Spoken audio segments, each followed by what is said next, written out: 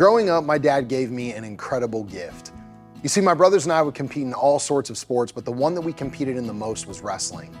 Our dad wasn't just someone who cheered for us or drove us to tournaments, but he was also our coach for many years.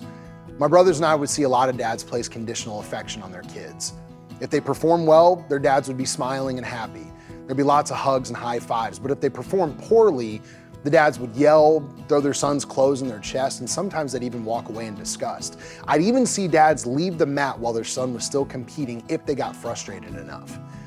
But my dad never did that. My dad never placed conditions on his affection or on our performance. There was nothing we could do to earn his love. He still loved us when we lost. He still loved us if we had a bad day. And there were so many times when this love didn't make sense to me. I didn't deserve that kind of love, and I certainly didn't feel like I earned it when I got beat. But my dad's love mirrored the scandalous, nonsensical love that God has for us. In Romans chapter 5, verse 8, it says, "But God showed his great love for us by sending Christ to die for us while we were still sinners."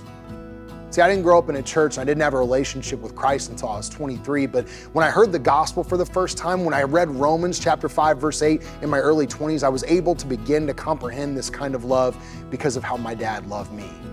While I sinned, while I lost, while I made mistakes, while I got beat, while I got it wrong, my dad still loved me. My dad's love was the bridge that helped me understand God's unconditional love for me. This Father's Day, what if you gave your son or daughter the same love? What if your love could be the bridge that could better help them understand the radical love of God? My dad gave me this gift when I was young, and I carry it with me every single day. Maybe this year, you can give the same gift to your kids. Happy Father's Day.